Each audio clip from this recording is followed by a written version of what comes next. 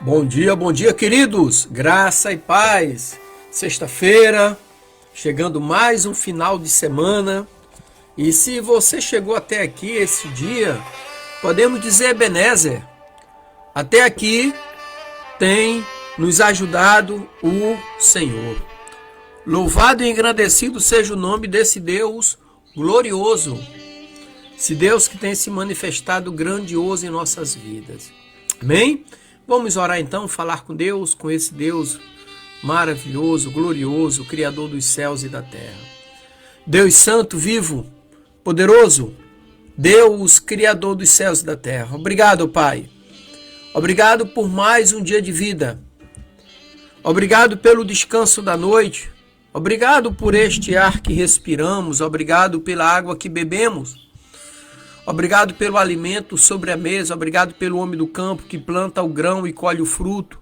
Obrigado pelo homem do campo que cuida e trata do animal.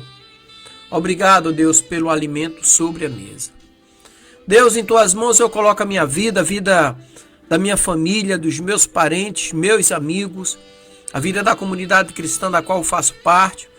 Coloco todos em tuas mãos como criatura nas mãos do Criador. Abençoa-nos, ó Pai, com a tua presença e torna os nossos dias mais alegres, abençoados e prósperos. Que seja repreendido do nosso meio, ó Pai, todo espírito de enfermidade, todo espírito de desânimo, todo espírito de culpa, todo espírito de confusão, todo espírito, ó Pai, de desânimo, de preguiça, todo espírito de vício, todo espírito de prostituição, e que verdadeiramente o teu Espírito Santo, ó Pai, esteja em nossas vidas, nos consolando, nos capacitando, nos fortalecendo e nos direcionando. Deus, muito obrigado, Pai. Esta é a oração que eu faço a Ti neste dia, em prol de todos aqueles que necessitam da Tua misericórdia. Em nome de Jesus, amém e graças a Deus. E falando ainda sobre a liderança de Neemias, hoje eu queria falar sobre o chamado para edificar, que é de sacerdotes auríveis, todas as classes.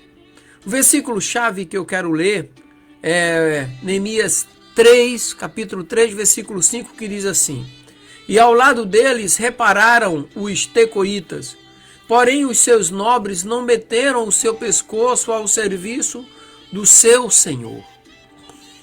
Então, eu quero dizer para você que a reconstrução de Jerusalém não foi uma tarefa deixada apenas para os construtores profissionais, mas envolveu uma variedade de profissionais, incluindo sacerdotes e ouríveis.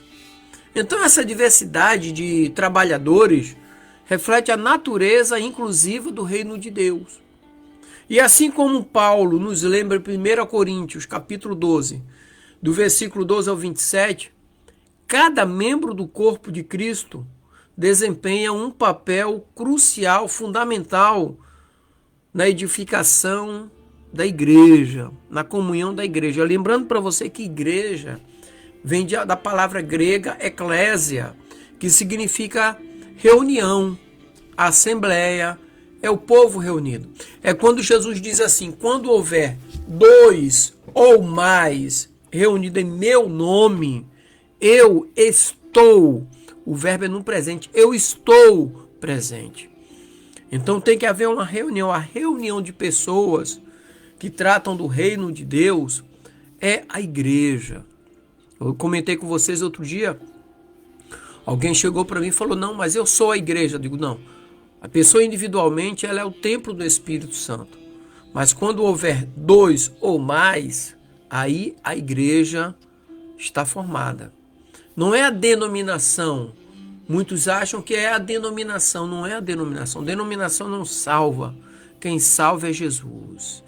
Amém? Primeiro ponto que eu quero tratar nessa manhã de sexta-feira é sobre o chamado universal, que está ali em Neemias capítulo 3, do versículo 1 ao 8, né? E bem no versículo 1 do capítulo 3, fala de sacerdotes na frente. Então no 3:1 que eu quero ler para vocês diz assim: E levantou-se Eliasibe, o sumo sacerdote, com os seus irmãos, os sacerdotes, e reedificaram a porta das ovelhas, a qual consagraram e levantaram as suas portas, e até a torre de Meá consagraram, e até a torre de Ananel. Sacerdotes na frente. O sacerdote Eliasibe, juntamente com seus irmãos, outros sacerdotes, né? Eliasibe era o sumo sacerdote, de acordo com o texto, e juntamente com os sacerdotes, eles deram exemplo, reparando a porta das ovelhas, nos lembrando do sacerdócio real de todos os crentes, que está descrito lá em 1 Pedro capítulo 2, versículo 9. Então eles colocaram a mão na massa, vamos usar o termo literal, para fazer.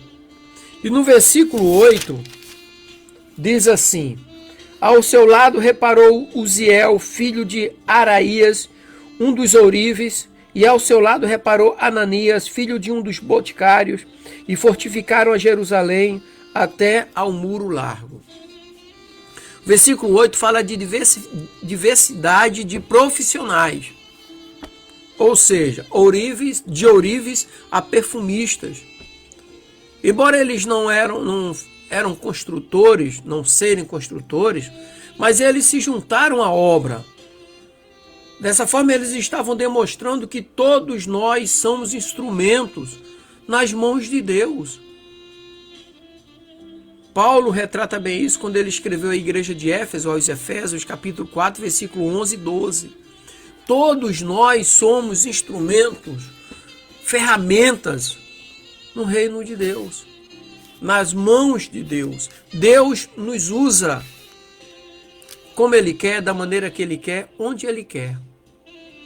Amém? E o segundo ponto e o último ponto, hoje eu quero tratar só de 2 pontos aqui, é a contribuição e o comprometimento. Neemias, no capítulo 3, versículo 9 ao 15, fala desse assunto, da contribuição e o comprometimento. Versículo 9 e o 10 diz assim: E ao seu lado reparou Refaías, filho de Ur, líder da metade de Jerusalém. E ao seu lado reparou Gedaías, filho de Arumafe, e defronte de sua casa, e ao seu lado reparou Atos, filho de Asabinéias.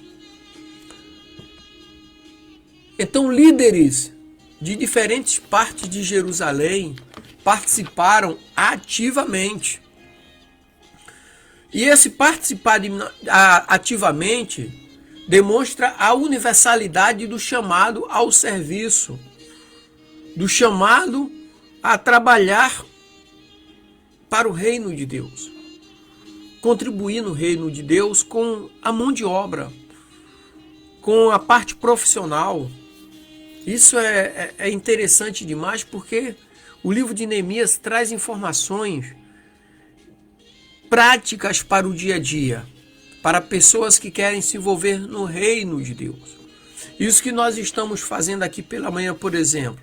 Eu estou usando o meu talento, o meu conhecimento, em prol do reino de Deus, do qual eu luto para fazer parte, dia a dia. Esse é o meu desafio, é estar inserido no reino dos céus, para a vida eterna, ao lado do meu Salvador e Senhor.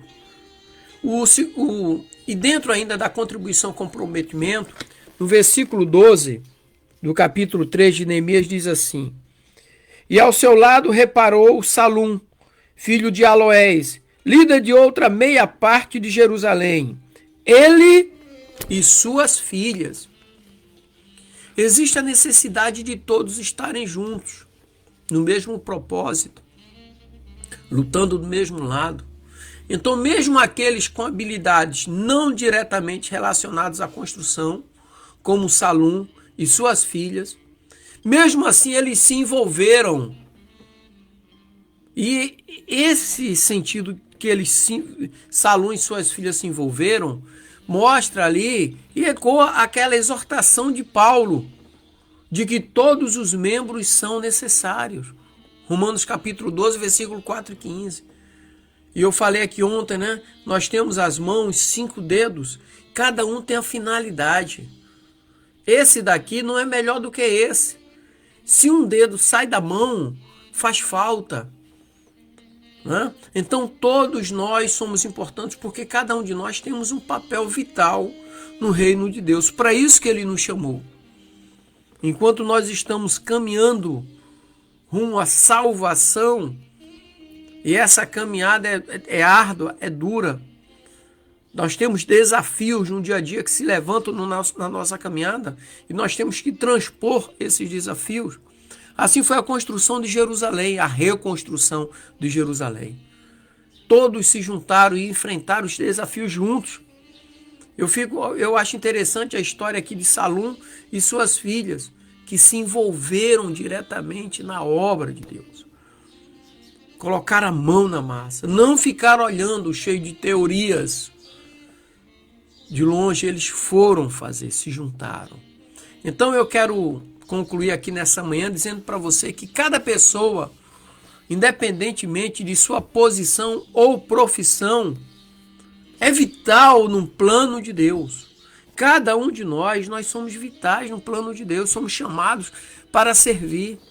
Então o exemplo em Neemias nos desafia a reconhecer que todos são chamados para contribuir na obra do reino. E quando nós contribuímos na obra do reino, nós estamos contribuindo para a nossa vida. Então, assim como um corpo possui muitos membros, mas é um só corpo, a igreja ela é composta por indivíduos diversos, de diversas línguas e nações, e cada um com um papel singular, crucial no reino, na igreja. Então que cada um de nós, eu e você, reconheça o nosso chamado e que contribuamos com o dom que há em nós para a obra de Deus. Deus te deu um talento para você usar. Deus te deu um dom para você usar.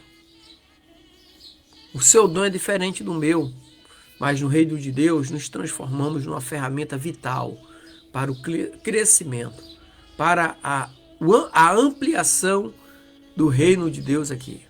Amém? Então que o Senhor te abençoe, meu irmão, minha irmã, derrame bênção sobre a sua vida. Está chegando o final de semana, que seu final de semana seja alegre, abençoado e próspero, em nome de Jesus. Amém.